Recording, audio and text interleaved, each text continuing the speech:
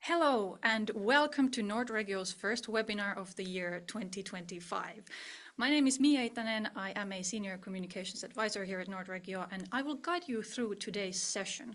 Today we are focusing on how to tackle and address rural labor shortages. We're going to talk about problems, approaches, as well as strategies and solutions. You will hear from some of our researchers as well as from a team of Nordic experts, and we are going to present some of the highlights from a report that we've recently published. This session is also a little bit special. It's not only the first webinar of the year 2025, but it also launches a new series of events called Nordregio Research Insight Series, where we will talk about the work that we've done in a Nordic thematic groups touching on urban, rural, and innovative and resilient regional development. You're going to hear from us throughout the start of this new year about new insights, new solutions, and policy inspiration. So let's kick things off. Let's have a look at what we have on the agenda for today.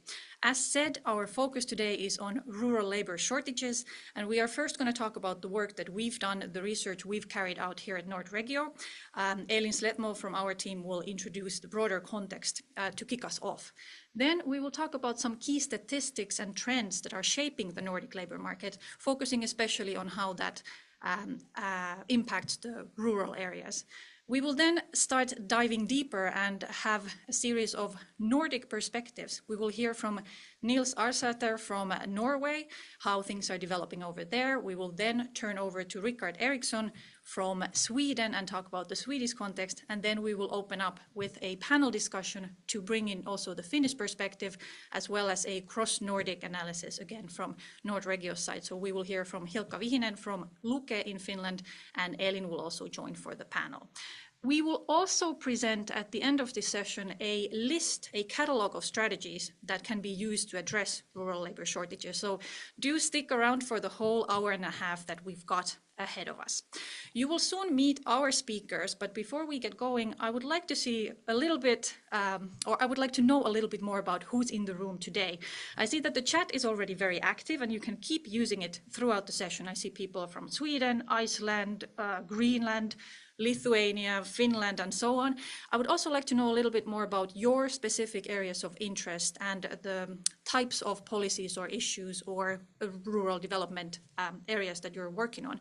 We have a little welcome poll, and just let us know what topics or issues are at the top of your list. It will also help us to shape the discussion as we kick off the discussion today. Answers are coming in. It's looking nicely mixed. If you don't find a suitable option on the list in the poll, you can also put that in the chat. And I really encourage you to make good use of the chat. We had a lot of registrations for this session. There's already a lot of participants in the room.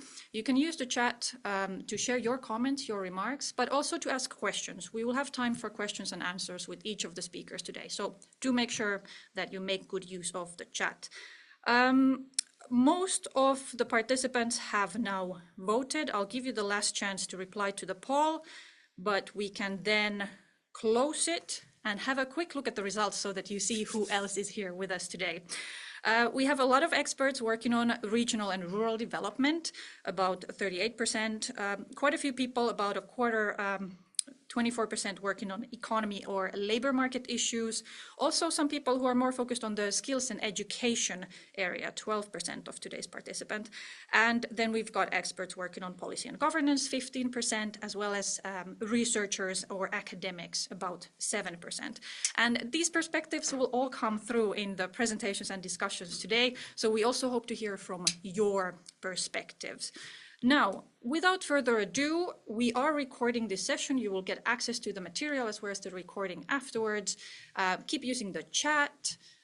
Let's keep the discussion as active as it has been from the beginning. Keep the updates coming. I will hand over to my colleague Elin Slätmo, who is a senior research fellow from Nordregio, and she will tell you more about the overall context and the work that we've done and what we've discovered when it comes to rural labor shortages. Elin, over to you.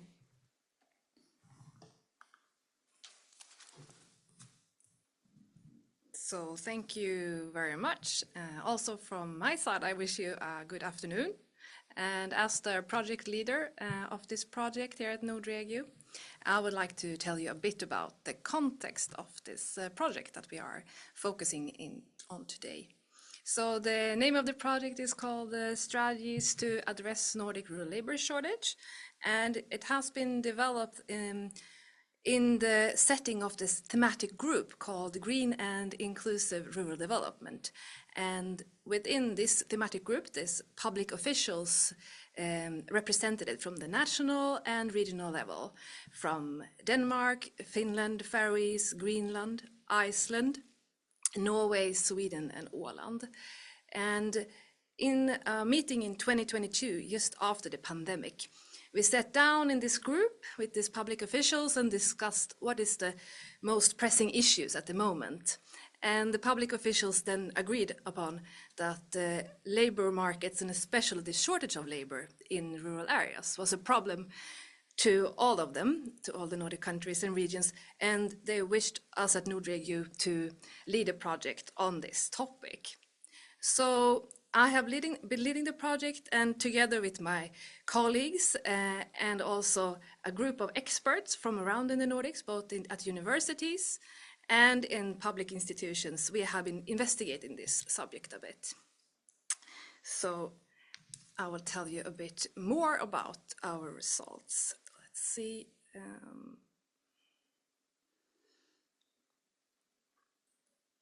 So what we can say as a background to this topic is that traditionally the idea of rural areas and the labor market in rural areas is that the rural areas has been lacking jobs. But a more accurate image or perception of today is that there is a combination of lack of jobs in some areas, but also that we have several areas in many regions where we have a lack of labor due to too few persons, and a lack of skills and the right competence among those that are permanent residents in the rural areas. Importantly, as we will also see during the statistical overview, this is not the case in all rural regions. We also have municipalities and areas surrounding the Nordics that have very well-balanced labor markets, and where there is not a problem with labor shortage.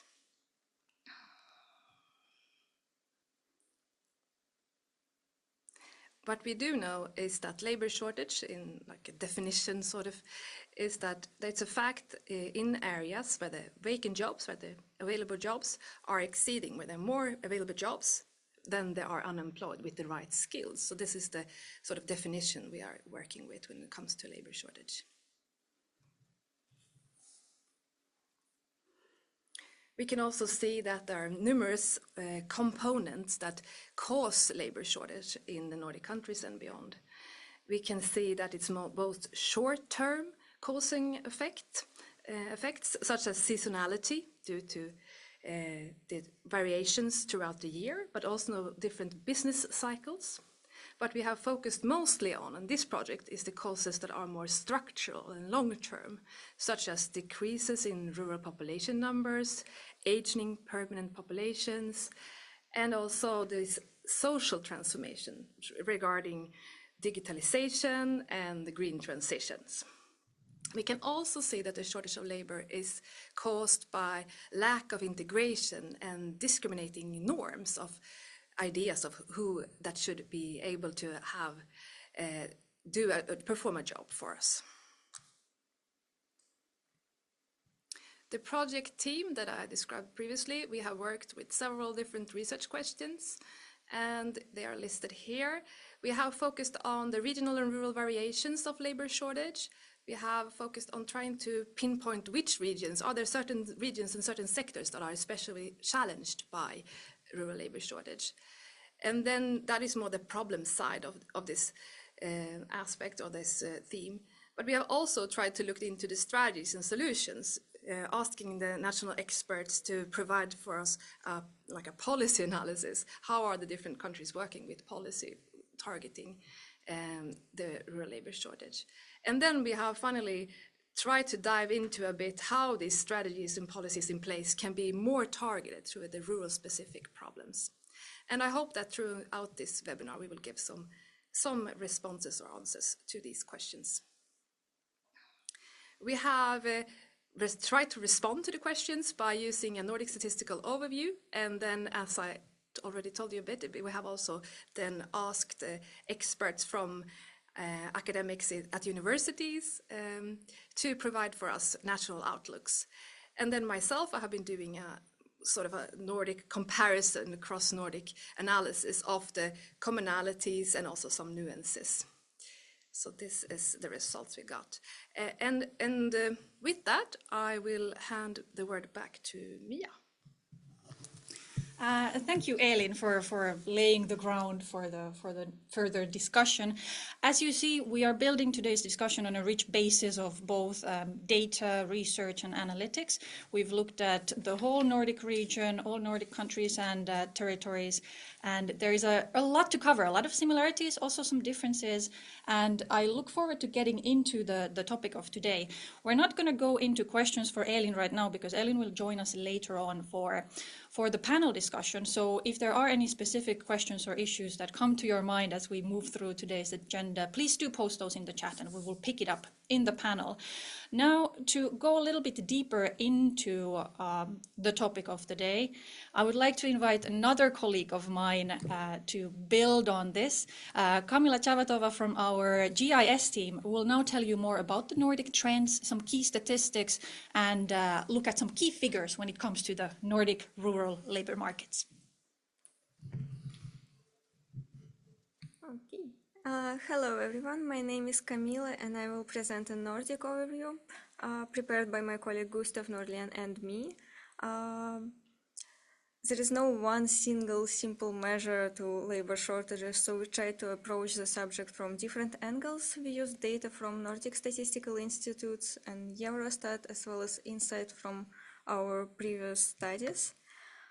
So I will start with an overview on national level, and then we will dive deeper into the regional differences. So before we move to the topic itself and to the labor market mismatching, I will quickly outline what's been going on the labor market after the pandemic, because like for the rest of the world, it was the Nordic labor markets were severely hit by the pandemic. And so the main impact of the pandemic was in the first wave, after which the labor market quickly recovered. And since the pandemic, the number of the people in employment has reached the record highs in all the Nordic countries. So the plot on the right, it shows employment rate for the age group 20 to 64 years. And it can be seen that there was a steep decline in the first wave of the pandemic, after which the markets quickly rebounded. So that's been called a V-shaped recovery. And by comparison, the recovery from the financial crisis in 2009 was much slower. So employment rates in all countries, except for Norway and Faroe Islands, have reached highest levels in 20 years right after the pandemic. And employment rates in Norway and Faroe Islands are also almost back to the pre-pandemic peaks. So these high employment rates, they point to strong demand for labor after the pandemic. And that's the case not only for Nordic countries, but for all across all the OECD countries. Another measure that we can use to describe labor shortages and demand for labor is job vacancy rate. It is expressed as a percentage, and it indicates the level of demand for labor in relation to the available workforce. So a high job vacancy rates, they suggest that there is a tight labor market and employers are having difficulties finding suitable candidates to fill all the open positions. And a low job vacancy rate suggests there is a low demand for new hires. So the graph here, it shows why it has become such a hot topic after the pandemic.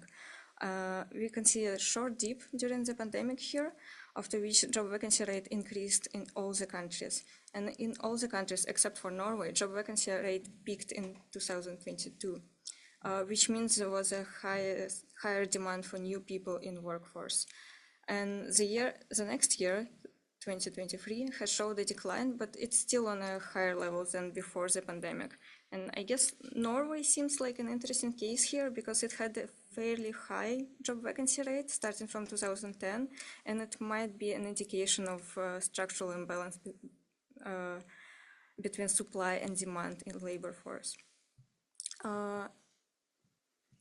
Since the topic we have today is rural labor shortages, and we should move to the regional perspective, but before we do that, it would be good to agree on what do we mean with rural. It's somewhat tricky to define rural areas. There is a classification developed at the European level, which is called degree of urbanization, developed by Eurostat, and it is made to work on European level, but because of different population settlements and structure and different geographies, it's not that optimal for Nordic region. For example, some of the cities in Sweden are considered rural according to this classification. So here at Nordregio, we developed a new Nordic urban-rural typology, which is tailored specifically for the Nordic region. We did it using grid data on 1 kilometer level, data on population, building density, and land use intensity. So these classifications that we've developed, it divides urban and rural areas on grid level to 7 categories, from inner urban areas to sparsely populated rural areas. But for this task, for our project, we decided to use an upscaled municipal level version with just 3 classes. So when we will talk about rural areas, we should keep in mind that by rural we will mean rural according to a classification developed at Nordregio. And looking at the data on employment here, again, as a rough proxy for labor shortages, we can tell that labor shortages are not a specifically rural problem, and they can be seen in both rural and urban areas. So on average, employment rates in Nordic region are higher in rural municipalities and slightly lower in urban areas, but they both keep, they are both relatively high, and they these high employment rates, they indicate high demand for labor. So the map on the right, it shows differences between both within and between the countries. We can see here that Finland, for example, has lower employment rates than, for example, in Faroe Islands, Iceland, and Åland compared to the rest of the Nordic region. What's interesting here is that both the highest and lowest employment rates can be found in rural municipalities. There are lots of municipalities, rural municipalities, with above 85% employment rate. And that in practice means full employment, because there will always be people outside of the labor force, like those who are sick or studying. And on the other end of the spectrum, there are lots of rural municipalities with high employment rates. So the fact that rural municipalities show both highest and lowest rates can be partly explained by small populations, because even a slight change, even a few individuals can make a high statistical difference. So then we can go to the reasons, to what are the causes of the labor shortages. And in our report, we investigated how megatrends relate to the labor market and how they are connected to the labor shortages. And we investigated demographic and technological change, green transition, and globalization. For now, I will focus only on demographical factors, because they seem like a most apparent megatrend that impacts labor market. It also demonstrates how place matters and how urbanization differently affects rural and urban areas in very different ways. For example, for rural areas, the main challenge would be to keep and increase the labor forces, but challenge for urban areas would be to accommodate and plan for increasing population. And we can say that most municipalities in the Nordic region are currently having fewer people entering labor force than leaving it, and at the same time most municipalities and labor market will struggle to maintain the current levels and required levels of labor supply. And this conclusion is supported by the projection for population change. We have an example of that on the right on the map.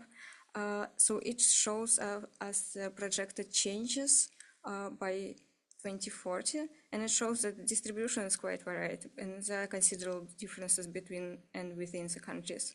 But in general, the trend of growing population in cities will continue, and we will also see decreasing population in rural areas, and this trend is expected to continue through to 2040.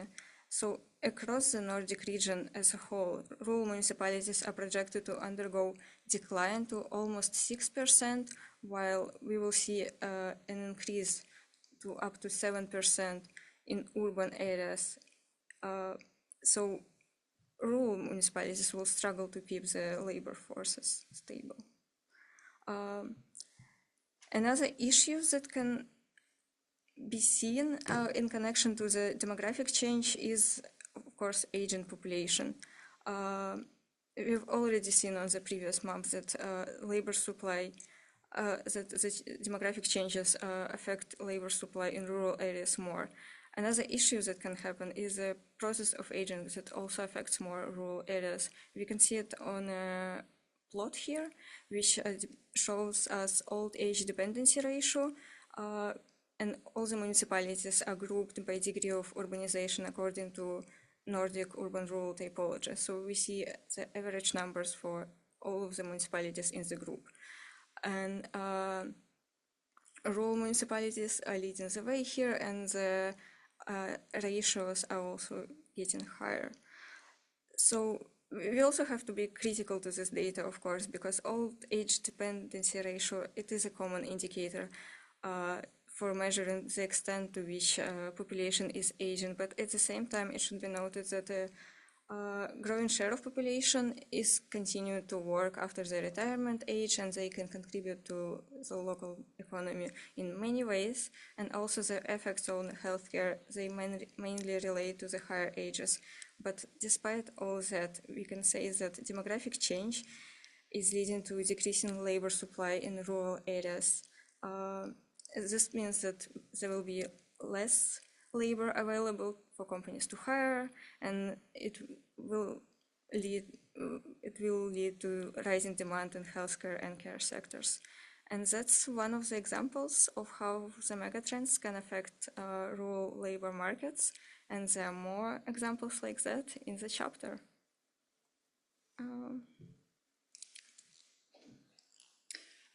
Thank you, Kamila, for the overview. Now we've seen some of the trends. Of course, the big mega trends have an impact on rural areas, just like everywhere else. But there's also differences between the areas as such.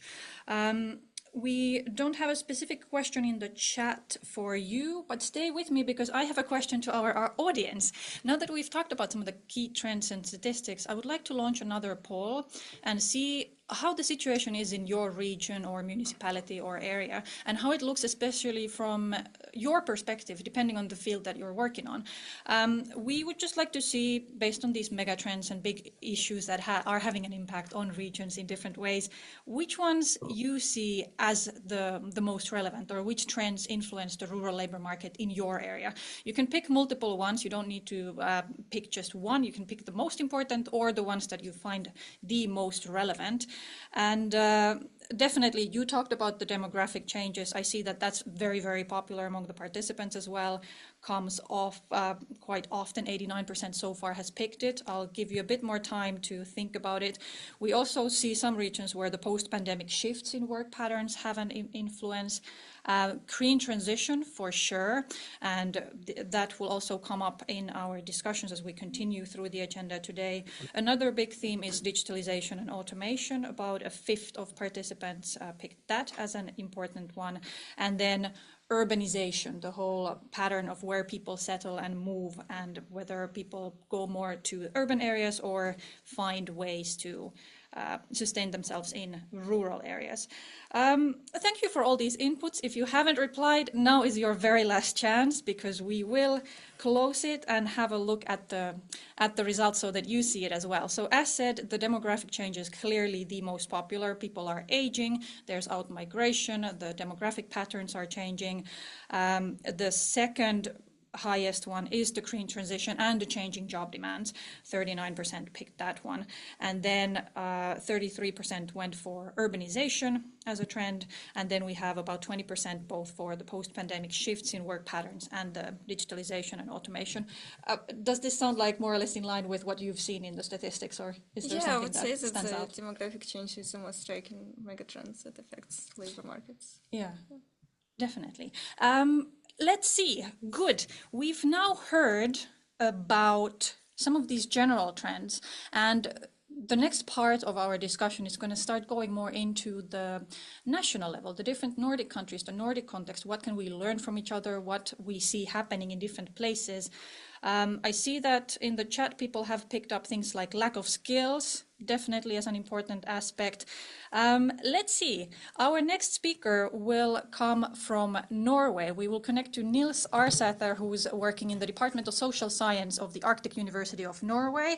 He's an emeritus professor, and he will talk about the Norwegian context. We will then go back to Sweden and hear about the Swedish context. So once we go through these two countries and how things are looking, let us know in the chat if this sounds familiar to you, if this works for your region or country or area as well. And let's see, Nils, we'll come back to you with questions afterwards, but right now I give the floor to you and give you the chance to introduce the Norwegian context. Well, thank you, Miia. Greetings from Tromsø. Hi, winter. I will try to give a kind of 10 minutes version of the Norwegian chapter, highlighting some points, and starting with the reflection here, how the picture changed from overpopulation to need for people in the rural labor markets of Norway, and how different actors respond by strategy development. Next slide. Yeah, I will spend a little time on the overall modernization challenge, but just say that the classical regional politics of Norway, creating industrial employment in the peripheral regions, has succeeded in a way. But we are now meeting the other side of the coin, namely how to get people to the jobs. And yeah, next slide, please.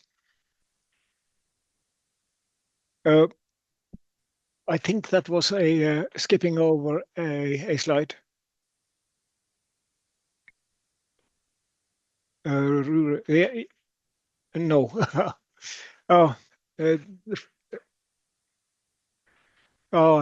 The former slide, I think. Yes. Yeah. Norway is a kind of ideal, typical case for studies of and strategies to combat rural labor shortage, because the rural job opportunities has become so good, and at the same time, we can observe a persistent change of young people moving to larger university cities, seeking education, and not returning. So there's a paradox here, and the rural economic growth has its causes in partially the decentralized welfare state development. We have some 300 small municipalities with a public sector employment needs. And besides, we have economic expansion, especially in coastal areas, fisheries, but primarily fish farming value chains have developed, demanding a lot of new people for the coastal economy. And lately, we have seen a surge of tourism, especially airborne tourism. Seems like people in Japan and China and even India now has discovered the magnificent northern areas, and these people should be served, of course. They're coming to central hubs, but they are spreading out into the rural periphery and demanding services. Then we have also energy and infrastructure developments that demands labor. At the same time, competition from urban labor markets endures. So it's not easy to get people to the new jobs and even to the more traditional jobs. So then we can turn to the next slide about strategies.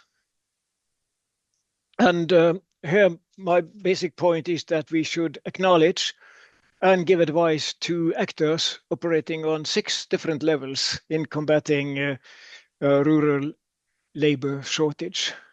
You can see here from the top, the central government, the regional authorities, the small municipalities, and then 3 levels of private sector actors, namely the business organizations and the recruitment firms.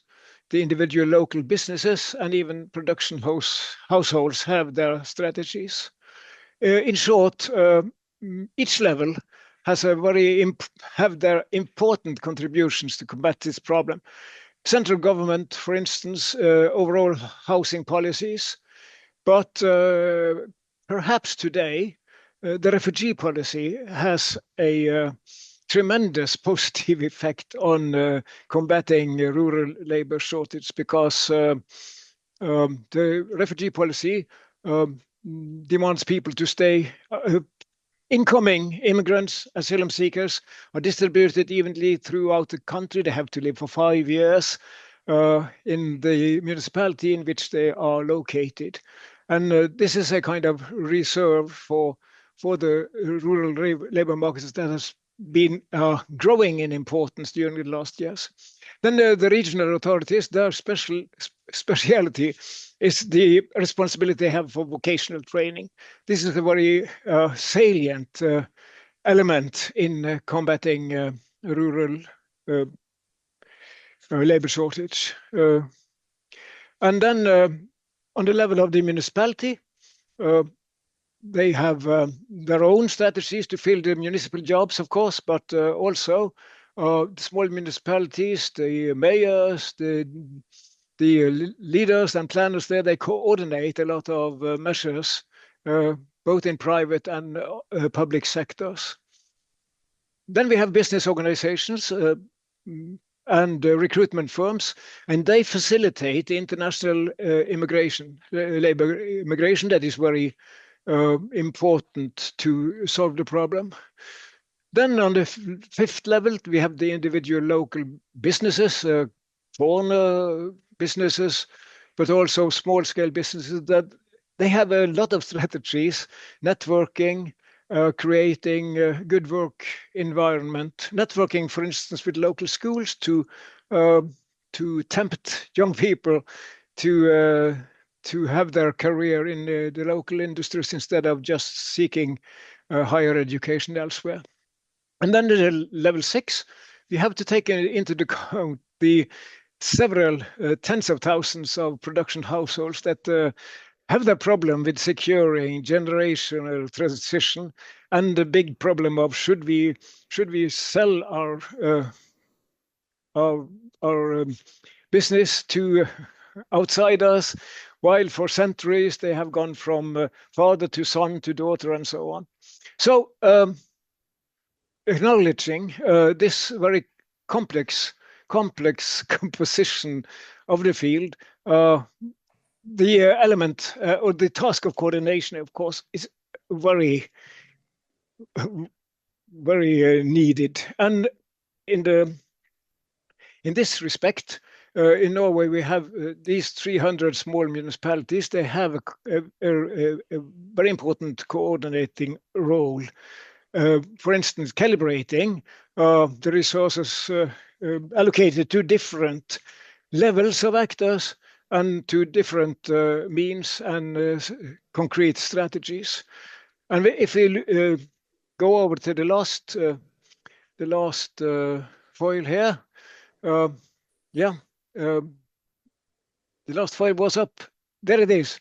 I've set a headline. It's about living. It's about place, and the twofold nature of the strategies is very important to acknowledge here. Work itself, wages, income, taxation, work environment, of course, matter, and but living, people coming, or having had their upbringing in the rural area, they will request adequate housing, high-speed net, access to nature, civil, voluntary and political participation, child-friendly environment, and so on at community level. And we can call this the place attractiveness strategy. And then this has to be locally designed because rural places are so different. Coastal communities are very different from forest-type communities. They can be strategies assisted by experts, but it's so important that local authorities and local people have the final say in prioritizing the means to deploy in these strategies. And also, as part of these strategies, the linkages to outside of the community is extremely important. Easy ways out to recreational entertainment centers to have contact with families and friends elsewhere. And this argument is underlined by the fact that you have to get new people in. Even though you can keep more of the children or young people that grow up, there will be fewer of them, as we have seen from the demographics. So to coordinate place development so as to tempt and attract foreigners, particularly, I would say international recruitment is imminent to try to solve this problem. So I will end there. I think I've used up my time. Had to speak fast, but this is part of the Norwegian scene, actually. Thank you. Thank you, Nils. I think that was a very nice overview and highlighted just how complex the issue really is. Like you said, it's more about living, not just the work environment or the workplaces as such, but it's a bigger package. I'm going to start with a brief question from the chat, and then we'll see if more questions pop up. Before I read out the question, I just want to say that it was nice that you highlighted some of the examples from Norway and what is already being done. I know that we have a lot of Norwegian participants among the audience today. If you have a local initiative or an activity that you've already implemented and you already have some experiences of maybe what works or what hasn't worked, please do share that in the chat because I think we can all learn from that. Now to the question, Olaf is asking or saying that regional authorities in Norway, the county councils, they've been given the responsibility to coordinate skills and competence policy across all the different actors. Most counties have also produced regional skill strategies, but this is sort of a recent development. Have you thought about this in the study, or how do you see this new development reflecting, or how do you maybe see the future going in terms of how the responsibilities are allocated across different levels? Well, to answer that, I will point to a recent change in Norwegian central level policies. Vocational training is to be strengthened by 1,000 new people entering these schools. And that means that the central authorities are very aware of this. At the same time, it's to implement it, you have to go to the regional authorities. And of course, they feel the need to, and they have seen the need now to focus on not exactly what a 16-year-old boy or girl want, but what the regional rural labor market wants, so that decentralized vocational training, I think, will be subsidized, or they keep up small classes, because if you just do simple economics, you will find that classrooms are rather not filled up. But all the same, there will be a continuation, I think, now, because they are realized the importance of having at least some segments of the young population into more vocational-based jobs and skills. But it will not suffice. It's a very good initiative, but you need more people than that, at least in the expansive phase that the rural economy develops in Norway today. This may change, of course, but the prospects are rather positive. Yes, so no single solution as such, but having that capacity or the possibility to have locally tailored options as well. I have another question here from Marius, who, first of all, thanks you for a great presentation. He's interested more in the aspect of foreign labor and foreigners, especially in the healthcare sector. How about the healthcare sector? What are the challenges to attract healthcare providers in rural areas? Do you have some examples from Norway on this? Well, I got some negative examples, of course, and that is what we call the oil turners model for health workers in rural areas, namely people living in cities and coming out for short intensive work periods and then returning to the cities, often on short contracts. Very good payment and a big problem for the local health authorities to tackle. I think health personnel have the same problem as many other professionals, namely that the rural areas are demanding in a way that the work milieu is much poorer in a way. You have fewer colleagues and so on. And the solution there, we have seen that a persistent contact and networking between distant professionals and universities and research centers is a possibility today that is about to be exploited, but of course it could be exploited much more. And I think this is a precondition for people to stay in a very nature-friendly environment and with good job opportunities. But professional development has to be provided by networking and a munificent attitude from the universities and the research centers to include the distant doctors and nurses in furthering their careers in the rural areas, not necessarily by moving them into the centers. Yeah, it is. The healthcare issue is very complicated as well, and it has been addressed in some of the other country chapters too, so we will come back to that dimension. Nils, right now I want to thank you, and if there are any more questions to Nils, keep posting them in the chat, because we will also have Nils in the panel later on, and we can continue with these discussions. So, for example, Attila has a very good question about green transitions, very relevant not only for Norway, but for many other Nordic areas as well, so we'll pick it up in the panel. I also see a couple of hands raised in the audience. If you have a question or a comment, please post that in the chat, because we have a very high number of participants. We unfortunately cannot involve the participants in the discussion, but the chat is there for you, so do make use of it. I want to continue our country tour and head over to Sweden next. We will hear from Rikard Eriksson, who's from the Center for Regional Science and the Department of Geography, a professor from Umeå University, who will outline the Swedish perspective. Rikard, over to you.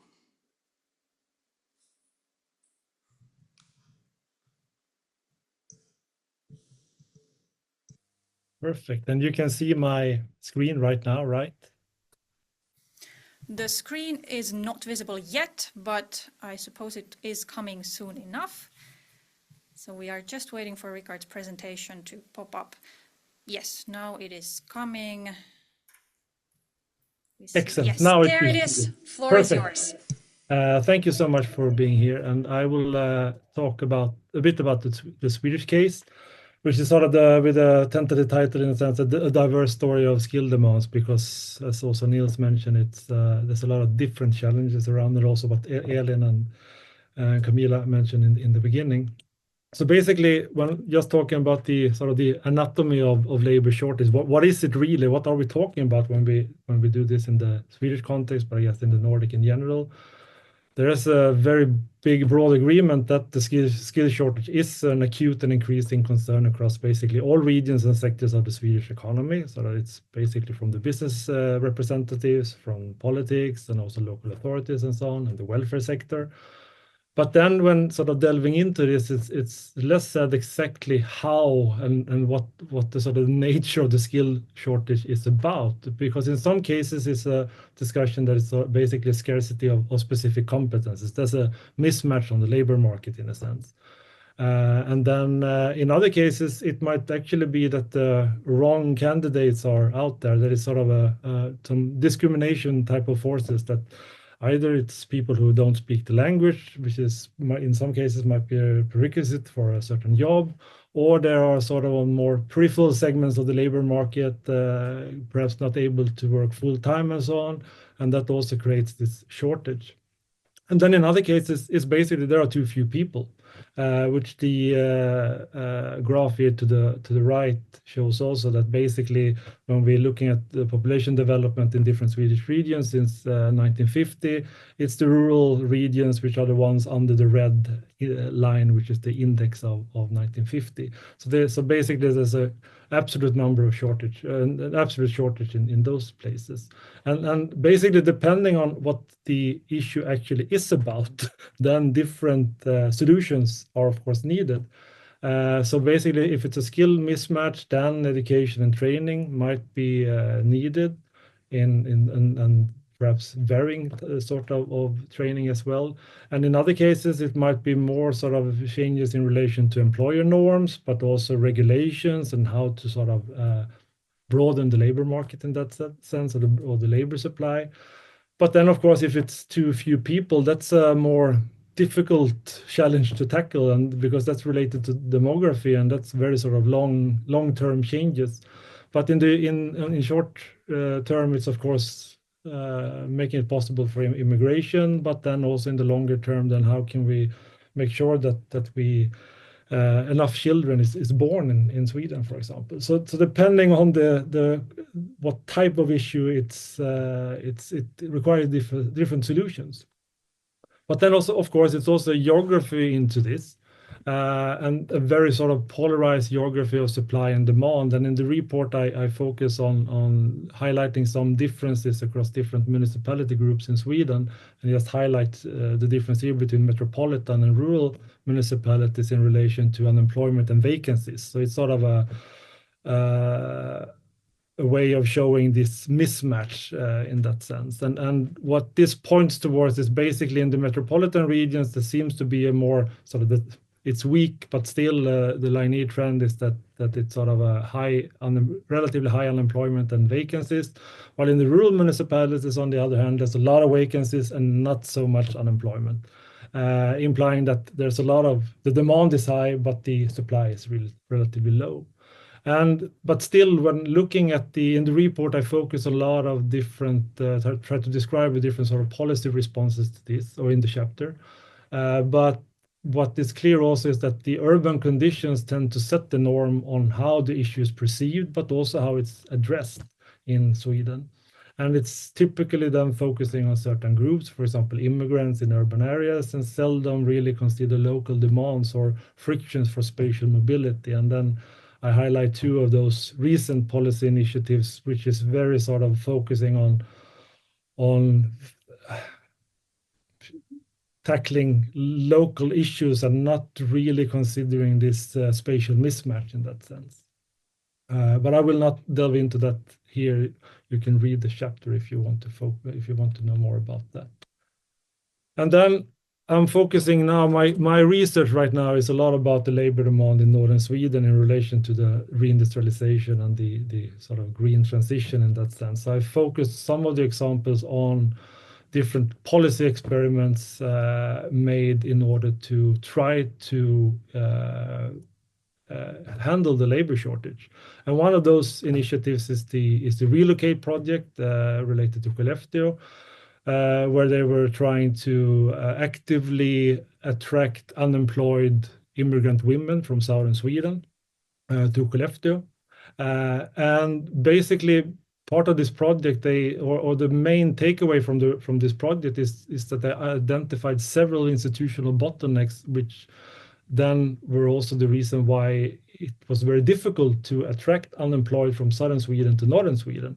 And basically, to summarize that is that, well, there were no coordinating body that could basically consider all the different aspects related to being unemployed somewhere and then finding a job somewhere else and then moving and everything like that. For example, what the employment agency had before in Sweden, but it's not really having that role today. And also, of course, an issue is that the employment agency in itself today is not really locally embedded, so it's difficult to do this sort of more proper matching in that sense. And since there are also many different private agencies, there were no real incentives for those agencies to support migration from one area to another, and that was also a clear bottleneck. And then finally, that the monetary support for migration is really low and not really in covering the actual costs of moving somewhere and buying a house and getting into the housing market in another region. So that was also a big obstacle for migration.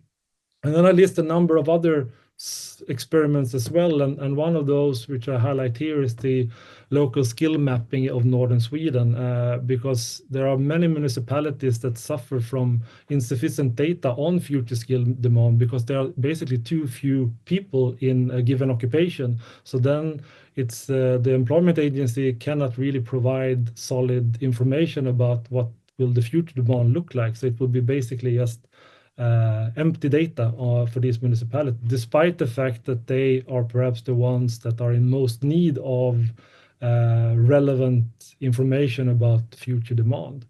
So this is a sort of bottom-up type of initiatives where different municipalities and actors in northern Sweden try to map those skill demands and then try to see, okay, well, how can we do then to tackle this? And one example is, for example, Umeå municipality, which is now really delving into try to see what are the future needs in the welfare sector, for example, or in the municipal sector.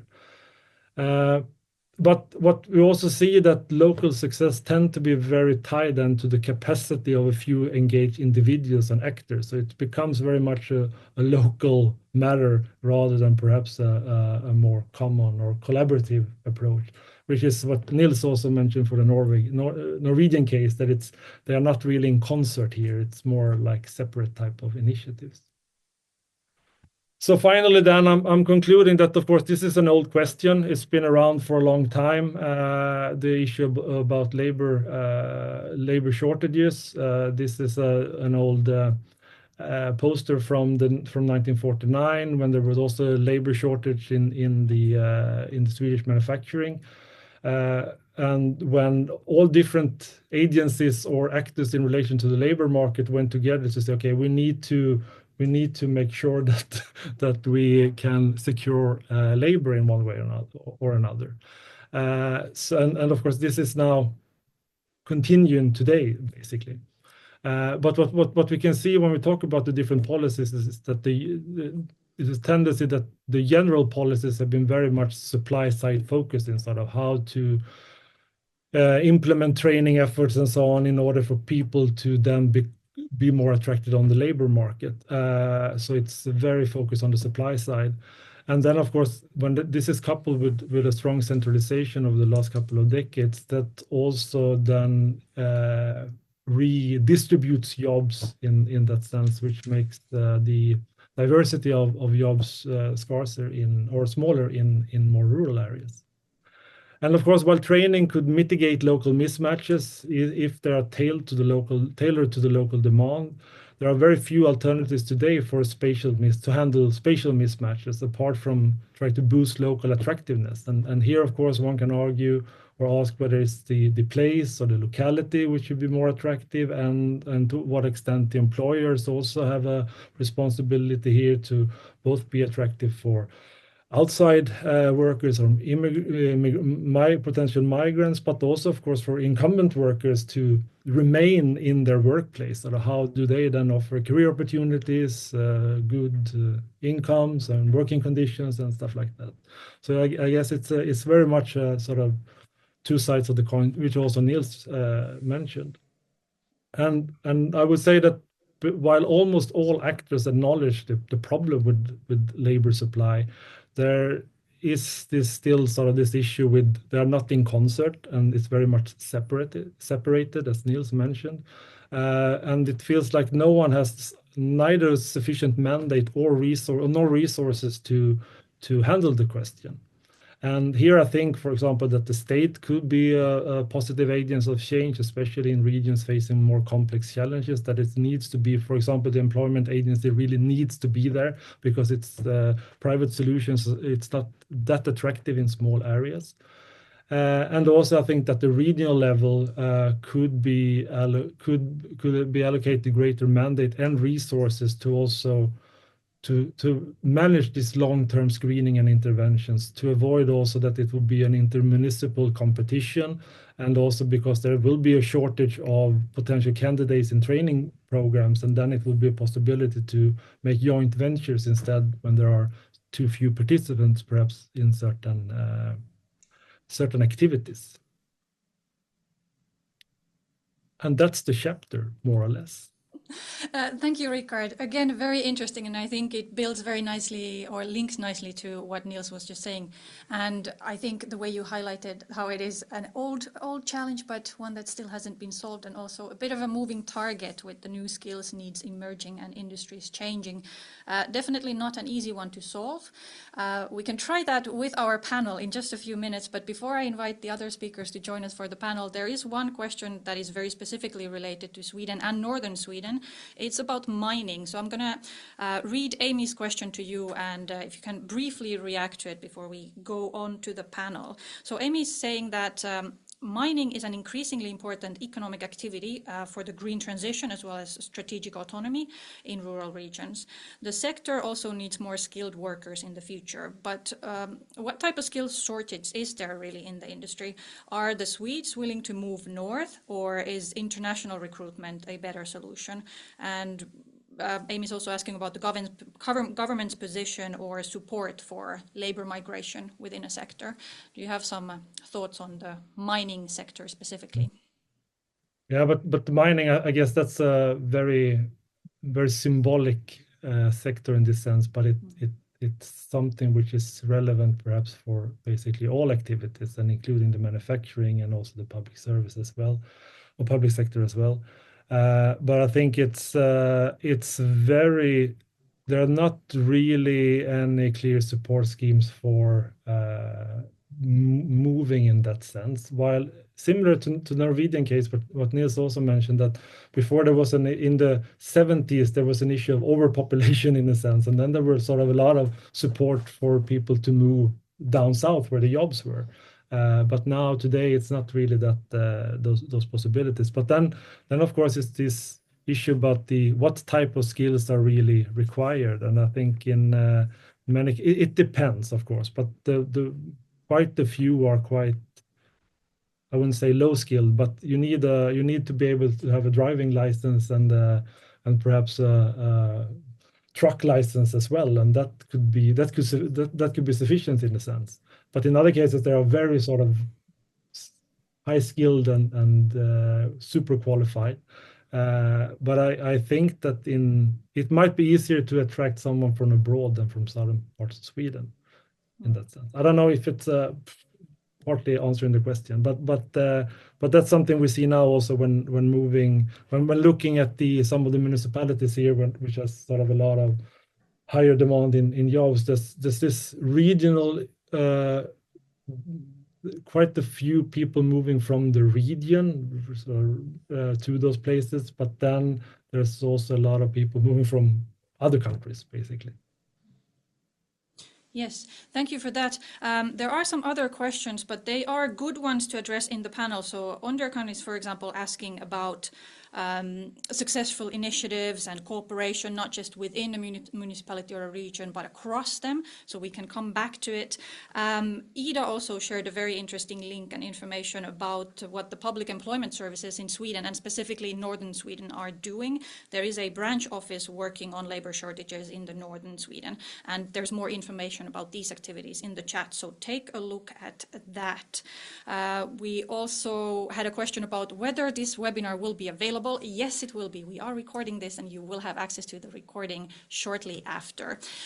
But however, right now we are here in this session together and we still have about half an hour ahead of us.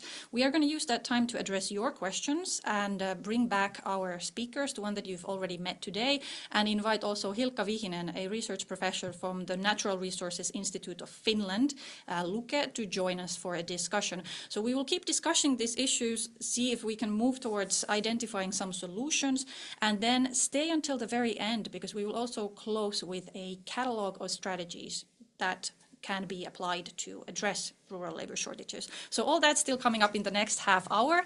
Now I will ask also Elin Slätmo to come back here to the panel with me. Our other speakers are already here. We're going to come back to the audience questions in a bit, but just to get us going, we've heard about the general trends, we've heard about how it's looking across the Nordics, we've talked about the Norwegian context, we've heard about what is going on in Sweden. Hilkka, let's start with you. How is it in Finland compared to what we've just heard? Is it similar? Are there some differences? Is there something to highlight from the Finnish perspective? Thank you, Miia. Indeed, there are plenty of similarities, especially as it comes to the demographic structure.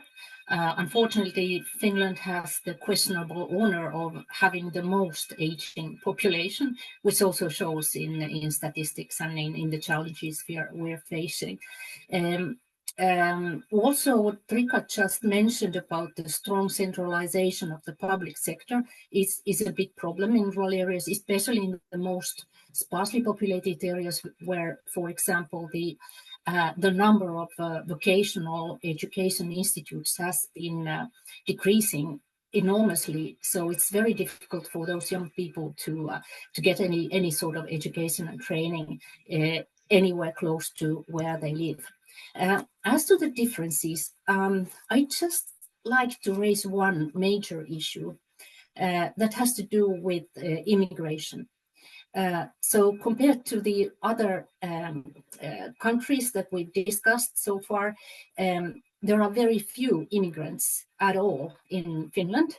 And the other aspect that has significance here is that in Finland, the immigrants, they are very heavily concentrated in the capital area, which means that we have them far less in rural areas. There are exceptions in certain parts of the country, like in Närpes, in Österbotten, and then some parts of eastern Finland, close to the Russian border. But all in all, we have very few migrants in rural areas, and that is a huge problem also for labor shortage. But let's quit with this so that we can continue. Yes, we'll come back to Finland again, but it's interesting to see these differences and trends. Quick question to you, Elin, as well. In the report on addressing rural labor shortages, we've looked at the whole Nordic region and different countries. There's more information. Is there something that you want to highlight before we start diving deeper? Yeah, I mean, it's a lot more, but we have heard like a taste of what we have in the report from Nils and Rikard, and now also from you, Hilkka. But I will say that the other Nordic countries and the more Nordic perspectives are in the report, also from Denmark and Greenland and Iceland, and not to forget Åland as well. And like some kind of key messages that I think come across here is that we have these variances within each and every one of the Nordic countries, but also across that we have this labor shortage going on, as Rikard touched upon, like the complexity of the problem, but we also have regions both in urban and in rural areas that are in well balanced, that are matched, so to say. And one example for which I think is interesting, which we don't have here today, is the Icelandic case, for instance, where Arnaldur, the professor there from University of Reykjavik, he has provided us with a chapter that shows that in Iceland it's not really a large problem with labor shortage due to high levels of immigration. And I think this is also pointing in the direction what we have touched upon today, that we need to have the demographic situation in the rural areas today in the Nordic points to direction that we need to have migration. So, and we also have to have further education, and that education has to be adapted to the regional labor markets. So this is two key messages, I would say, that comes forward from the cross-Nordic perspective. Yeah, so it's like both these tailored solutions and based on the regions at hand, but at the same time, at least from my side, I can also see that we have some kind of some generic solutions as well that we can talk about, that we have to invest more in housing, in infrastructure, both regarding both physical and digital infrastructure, and talk more about the integration of newcomers in rural areas. And this is then to attract people to move to rural areas or to the areas that have the labor shortage, so to say. And then also then the adaptation of the education system. This is something that I think has come across from all the countries, sort of. And then it's also depending on in which of the Nordic countries we are working in, on which level, like is it the national level, regional level, or local level that should take this responsibility. But what come across, I would say, is that it's a public actor that is asked to take on the responsibility to coordinate. That is something as well that is reflected, I would say, in the report. Yeah, so comparing the different Nordic cases really makes sense because we can identify a lot of similarities and learn maybe from the differences as well. I want to open up the round for all of our panelists and do a little mid-session recap, let's say. We've highlighted how complex the issue is, how we need to address it at many different levels. We will work towards solutions, but just picking up a few key points that we've raised so far. From your perspective, what are the key issues or the key messages about rural labor shortages, the ones that we should not forget about when we continue to work on the solutions? Nils, maybe let's start with you. What were the highlights, and has something else come up now that you've heard from the other speakers? If I should point to factor number one, it's coordination, because the complexity is very great, and if you have a local and democratic unit that is able to discuss and be competently informed by experts and higher levels and helped, but at the same time have their own resources in prioritizing, for instance, that would be very helpful, I think. In Norway, we have solved this by keeping up a decentralized municipal structure. In other countries, where the municipalities are larger, and there are several rural units below the municipal level, you need, I would say, strengthened sub-municipal councils and units, politically and administratively, to handle this issue. Alternatively, as we are also seen in Norway, some firms, private firms or private public firms, more or less, have surfaced to tackle such issues as this. So the ways it's done, it can be done in many different ways. But having a coordinating level that is able to transcend the private-public boundary and to work on all 6 levels will be my first choice in prioritizing for strategies. That's a good choice, and an important one as well. Of course, there needs to be coherence and coordination as well. Rikard, what is the one thing that you would maybe highlight in this context? I was going to be basically boring and say the same thing as Nils, actually, because I think coordination is a big issue. given the fact that it's such a complex problem. It's not really not only a labor market issue, it's not only a regional development issue, but it's basically connects a lot of different policy areas here, and that's why I think it's really clear that greater coordination is needed. And in relation, just to add something, then to say something other perhaps than what Nils said is also, but I guess that also connects to having greater knowledge about the local needs, because there might be a tendency sometimes that, well, you connect to the mega trends, which are sort of mega trends in a sense, but those trends might not actually be an issue in our small municipality. There might be other things there, and that's sort of to really get the sense of what do we need, and then what type of interventions will be needed to tackle that in that respect. So, but coordination is the key issue, especially for the small municipalities where very few people are doing a lot in order to try to develop that municipality, and then it might be difficult for the handful of civil servants that today focus on it. But definitely two votes for coordination, definitely an important one, as well as understanding and addressing the local needs. Very good point. Hilkka, is there something you might want to add or highlight?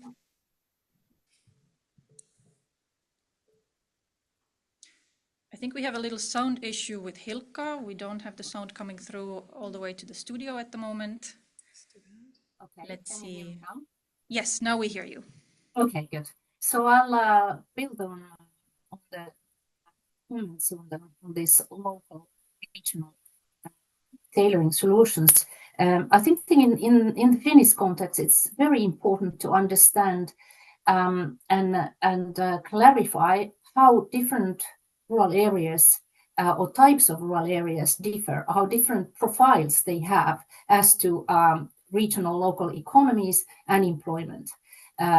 So that the rural areas close to urban areas are so different from the core rural areas and the sparsely populated rural areas. For example, as to the importance of primary industries, but also that how important processing industry and manufacturing and subcontracting in metal in the metal industry, how important they actually are for the whole Finnish national economy, because the value chains, they go all the way to the rural areas, but it's not the same all over the country. So it very much differs depending on the type of rural areas, and that also means then that we have to tailor training, skills, education, very much in accordance to what type of rural economy we actually have in the area, and also understand the connections, and also understand that innovations, for example, take place all over, which requires then very skilled labor. So these to see in more detail the kinds of labor markets that we have in rural areas, and we could then we would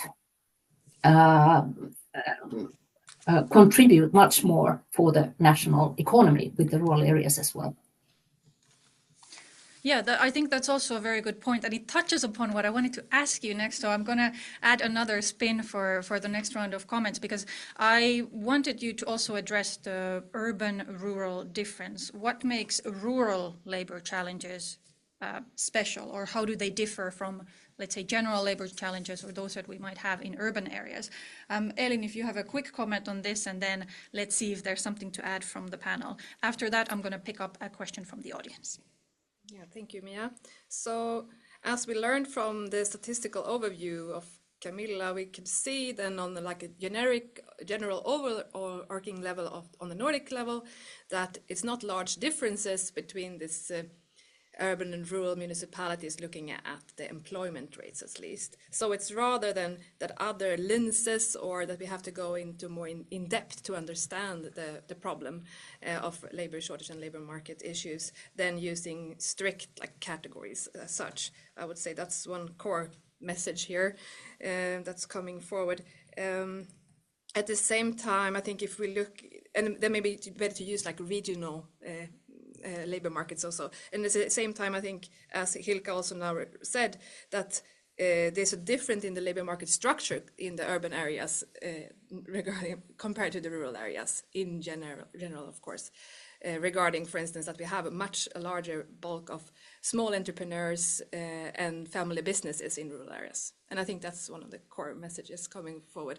As long we also have, of course, large wage worker employers, but those small-scale entrepreneurs and business owners are not to be forgotten. So that's important, I think, an important difference. Slightly different industrial structure as well. And and of course, then we can go into more in the different sectors as well, but maybe I should stop there and let the others speak as well. But, All right, on this point, is there something that the panel would like to add?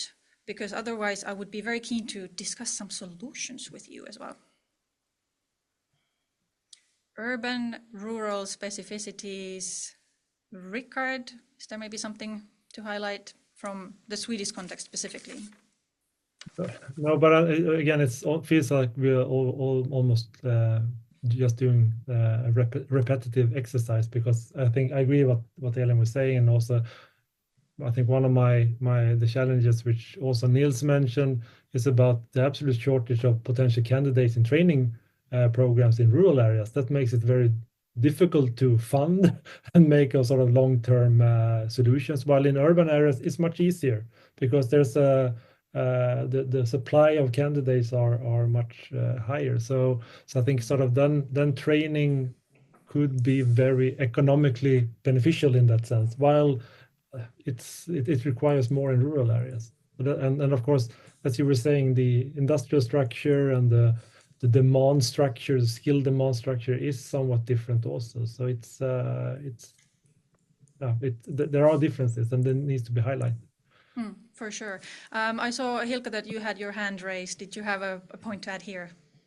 Yeah, just to underline what Elin was saying, that how there are more entrepreneurs in rural areas than in urban areas. All in all, wage labor is much more common in urban areas than in rural areas. And in addition to these small entrepreneurs, there are also plenty of so-called self-employed people, so who don't actually have a company, but who employ themselves.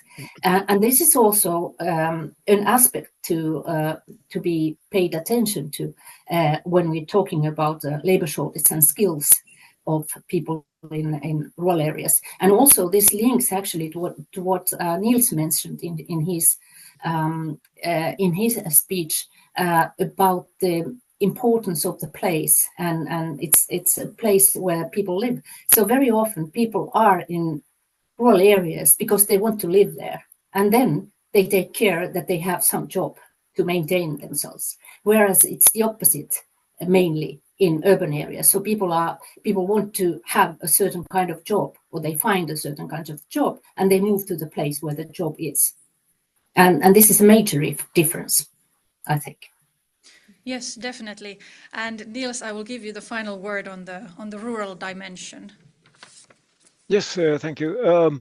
As to the low numbers of candidates attending vocational courses in the rural areas, I think one should be very persistent in linking up these vocational training to the local firms, because then you can solve this problem of numbers. This has been done successfully in Finnmark region, the LOSA project it is called. And I will also come with a little anecdotal reflection from doing research on this. A business leader said that earlier, some decades ago, he was experienced. I went to the local headmaster of the school and asked, do you have any good people here? Send them over to me. Nowadays, I go and say, have you got children with a problem here, send them over to me. Because all the talented young people are kind of lifted up to the higher educational career way. So local business people have to go for the pupils that struggle in the school and try to make the best of them. This is a very interesting strategy, I think, because it shows that the business people locally are fully aware of the challenges that sift talented young people out of the community all the way. If they do not, it's very hard to tackle this challenge. So you have to go for the not so bright people in order to fill the semi-skilled and or unskilled positions, and perhaps build up people locally through linkages to firms. Yes, thank you for that. We have a lot of questions actually in the chat. We have people asking about the impact of green transition, sector-specific developments. There were some issues about taxation raised, whether something could be done at different levels. There are some examples of skills work that we, for example, done in Nordregio previous project, as well as some other examples. So a lot of different aspects that could be tackled, but I want to sort of summarize this in terms of what are the solutions? What can we do? Or what should we do, and who should do what? We already talked about the need for different levels to engage in solving the issue. We talked about having locally adapted solutions, but who should take the responsibility, and how should it work between, for example, private and public actors? Hilkka, maybe we start this round from the Finnish perspective. How do you see the path towards a solution? I'd just like to raise one issue that has to do with the skills and training in rural areas. I think that at least in Finnish rural areas, there are still quite many young people who want to live in that area and work in that area. But the problem now is that part of them, especially young boys, they don't get any education after the compulsory schooling because they don't feel like moving far away. They're not ready to leave their homes, and there are no places where to study anything that would interest them or anything at all. So I think that what should be done there would be much more flexibility in tailoring different kinds of educational paths for these people, and if possible, very much connected to the to local employers, so that these people could partly learn skills in the companies which are in the area. Of course, then the difficulty is that, as we just mentioned, the enterprises and also other kinds of other kinds of actors that can employ people, they're mainly small, and they hardly have time, skills, or energy to train these young people. So there are a lot of challenges, but I think that this is the way to go forward and offer these young people, and also then there are some people who return from other areas back to those areas, or then there are some even in the Finnish case, some refugees who would need to be educated to those jobs which are available in the area. So all kinds of training in that location, and how to organize it with a network of local actors. I think that is very much the solution, and there are some quite good examples of how that has been done. And I've just learned that there may be even more such examples in Norway and Sweden. Thank you, Hilkka. Great point. Nils, how is it from your perspective? What would be the path towards a solution? You highlighted already the different levels. We've emphasized the importance of collaboration and coordination. Where to start? I think we have to start, or it's reasonable to start with how to treat incoming people, and both professional and unskilled incoming people that are needed. Most of them will come with a short-term perspective, but they can be convinced, or tempted, or linked up in different ways. So strategies to include people socially and not only in the workplace, but also the interplay between the workplace and the community is extremely important, because as it's said, it's harder to get well-educated national people to relocate themselves in a rural setting today than having people from abroad. And these rather, what you call it, incidental movers, first job seekers from university and so on, they often have a short time perspective, but some of them stay. So actually the focus on in-moving people and back-moving people, but primarily people who have no linkages in the regional locality, to make them feel home and build a future there. You can see the potential is great. As an example, Norway has received 85,000 Ukrainian refugees only the last couple of years. And now it turns out that the vast majority of these, they actually prefer to stay. That's not so difficult to understand, because conditions in Norway and in the Nordic countries are far better than in most other countries of the world. So once people come, and even to the rural areas, I think good measures could produce very good results. This is about housing, it's about associational life, sports, leisure, everything. Thank you.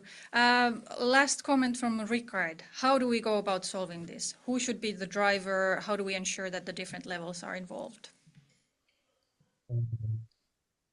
But I think sort of that because part of my what Nils then took up in the previous comment, or in the previous question, was something about the solution, because I think also and Hilkka also mentioned that the firms and the employers need to be active in this also. But also, as was mentioned, that in many rural areas, the quite a few are very small and they cannot really do it. And while others are really big and they have the opportunities, the possibilities to actually train their employees and have this sort of long-term perspective. But I think that's sort of one of those tendencies which we have seen over the last decades, is also that the responsibility of training has moved from the firm and the employer towards the public, perhaps, instead of some training institutions. And I think there's definitely room for them, that the employers take this responsibility back in one way or another.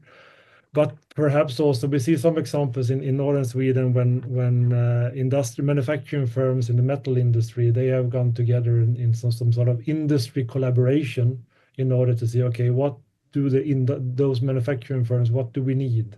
And how can we then tailor courses related to our future perceived demand, for example. So I think then perhaps it's not the firm specific challenge, but it should perhaps be an industrial collaboration in one way or another. So you need to scale that up also, still within the region in a sense. So it's not on the national level, but it's at the regional level. So I think that's a positive thing. But then also I agree on this, that tying newcomers to the region is really, really important.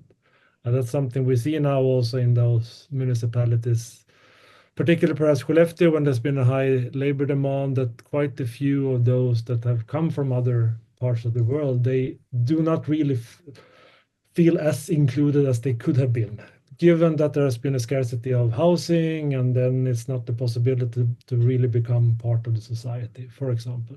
So also all these other things are really, really important. But then I also think perhaps we should be a bit critical in the Nordic countries in general, because of course we know that these are really good places to live in. We have a good welfare system. We have the sort of possibilities to have our children in daycare and stuff like that, and continue to be a dual career household, even though we have small children. But still, we are not that attractive for voluntary migrants compared to, for example, Germany or Canada or the US or something like that. But when they come here, they usually think, oh, this is a nice place. Although it's odd, they talk a very odd language, irrespective of where we are in the Nordic countries. But seemingly it's quite okay. So then how could we then change this perhaps image that and also be more attractive for migrants from Europe or from other parts of the world? That's that. Thank you. Very good. There's many different ways of going about it. We definitely need to have broad engagement to do it. We have actually, as a part of this report on strategies to address rural labor shortages, we introduce a catalogue of 6 different strategies. I will let Elin talk to you a little bit more about those. This also brings us to the end of our session. If you cannot stay with us until the very end, I would still like to ask you to give us some feedback. We've just launched a poll for you to let us know how you found this session. We found the discussion very interesting, but we hope that you also got a lot of inspiration out of it. I have also posted a question in the chat to all of you. If you could implement one activity, or if you've seen a particularly inspiring good practice to tackle this issue, what would it be? What can we do? Let's share some examples in the chat and do a joint conclusion as well. With that, I hand over to Elin for some final remarks. Thank you so much, and I will see how I wrap this up in the best way. It's been very nice discussions and presentations. As Miia said, we have included, based on all the Nordic statistics and the national outlooks, we have also provided to you a catalogue of strategies to combat rural labor shortage. And within this following minutes, I will try to shortly go through this strategy with you. Oh, sorry, let's see if this PowerPoint slides functions. Yeah, so these strategies then they address the research questions which I told you in the beginning of the sessions that we have been working with as well, for trying to target also like the solutions and the policy. What can we do? And we have been touching upon it a lot, but this is mostly a way for us to also summarize on a cross-Nordic level. So in one way we can see as some kind of sort of policy migration between the Nordic countries. So in total, in this ways of working to combat rural labor shortage, or a catalogue of strategies. We have 6 strategies included, and they are intended to be viewed as direct or indirect ways of working to avoid labor shortage. And the first one, as we have talked about already throughout today's session, is place attractiveness and to ensure thriving living environments. That this is something that comes forward as very important, that it connects to feelings of being welcomed and feeling home. And this is something that then indirectly can combat the labor shortage. And we have also learned throughout this work together that the public actors are central in creating these conditions to attract and retain a skilled workforce. And these feelings of feeling home are linked to access to suitable housing, high quality public services, and well-functioning infrastructure, but also other aspects of life. Those are cultural activities, things you do on your spare time when you do not work, are also important. Yeah. We also see, as we have touched upon today, the importance of education for lifelong learning and to adapt our skills. We all need to continuously develop and learn for life to adapt us to the green transition, to the digital transition. So not only for those not employed, but also those for us that has a job as well. So it's important to offer education to those that are not employed to equip them with the necessary skills that are needed for today's labor markets and for today's societal needs, so to say. And this then could be adapted to the region at hand. As Rikard told us about this initiative from the northern Sweden, where the region's municipalities have done service to the businesses and employers there to learn more about the needs in order then to, in the next phase, then adapt education to this regional needs.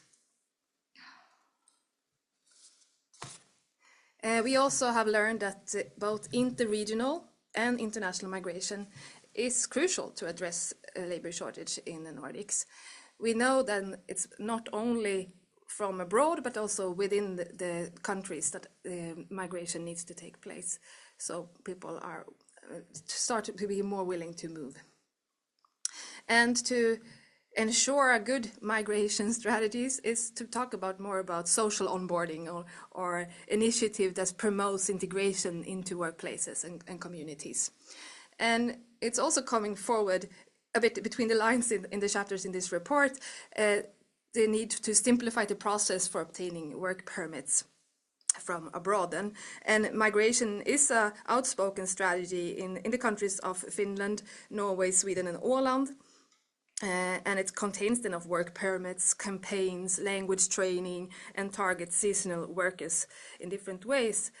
But in countries such as Iceland and Denmark, it has not been that prominent as a strategy. Rather, in Denmark, for instance, has been a strategy or a policy to focus on avoiding the out-migration from rural areas. So it's another type of angle or perspective on the issue. And this, of course, as we have also touched upon during the presentations, that we also need to work further with the integration and discriminating norms among employers and among us as societies on who that have the right skills to perform a certain job. We have also learned that the collaboration between stakeholders are very important as a strategy, and it comes forward clearly that public actors are asked to take on responsibility, but we need to have collaboration between public actors, private actors, and educational institutions and civil society. We can here learn, for instance, from Åland, where they have a one-door-in policy that is in development, where they have public actors then are meeting the newcomers with one door in, so to say. And this in combination with their moving home campaign, when they are targeting people that have moved abroad, but then trying to find them or ask them to attract them to move back to Åland, that can be of inspiration to others, I think. We have also learned that we have to work with policy innovation and to dare to experiment. Rikard told us about different experiments that are in place in the northern Sweden. And I think that what we have identified throughout this project, but this is also constantly the development, of course, is innovation regarding hybridity, mobility, and flexibility. And with this in more concrete terms, we mean that hybrid and remote work needs another type of labor market where we have more high levels of trust-based and result-oriented work environments. And we see regarding mobility that, for instance, Greenland, they present the idea of traveling teams where they have employed competence on the national level, and these people are then employed for assignments in different regions. So this is one way to try to tackle the geographical large different distances in rural and remote areas. And we can also see that flexibility can be important in the short term, not at least. For instance, then regarding consultancy work within the health and medical sector, that they can be costly for the public system, and it also challenges the Nordic labor market models, but temporary, it helps to get the work done, so to say, and to cover the access to services. We have also finally, as a final strategy, identified the importance of recognizing seniors and older adults as more active inhabitants, and to really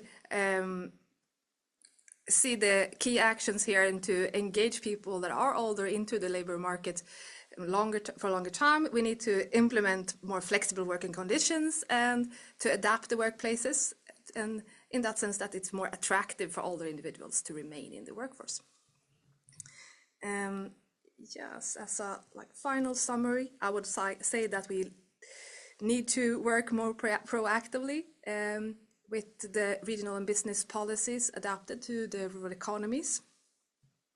And as we have discussed today, that the rural economies then both consist of these large dominant employers with wage workers, but also small businesses and entrepreneurs, which are the core of the rural economies.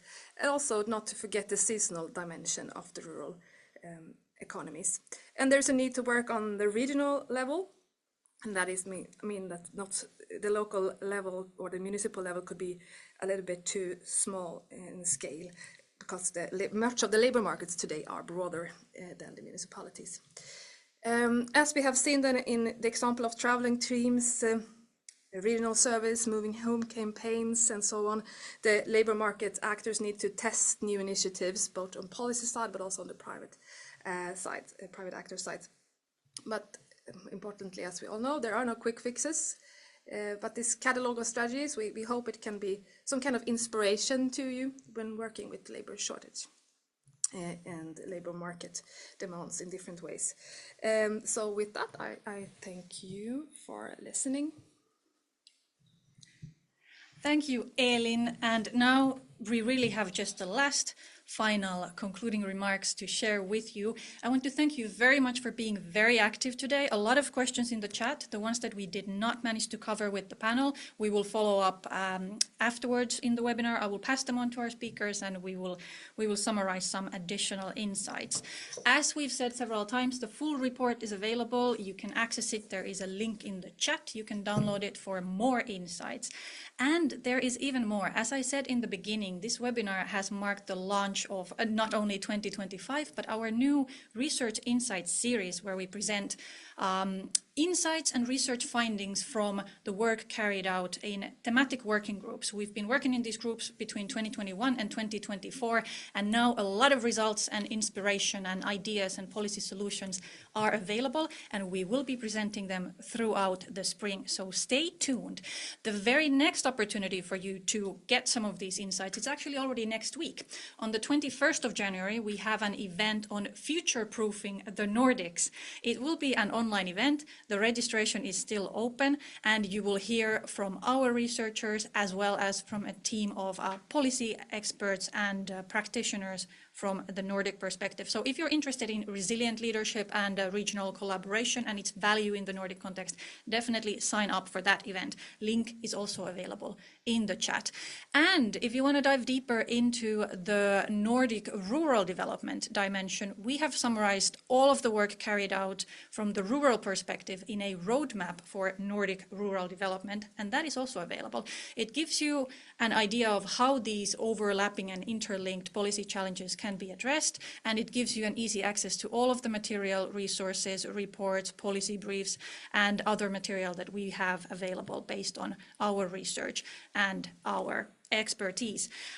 With that, I want to thank you once again for joining this session. Thank you for being so active, and I look forward to seeing you in the upcoming events as the year continues. Thank you, and have a nice rest of the day.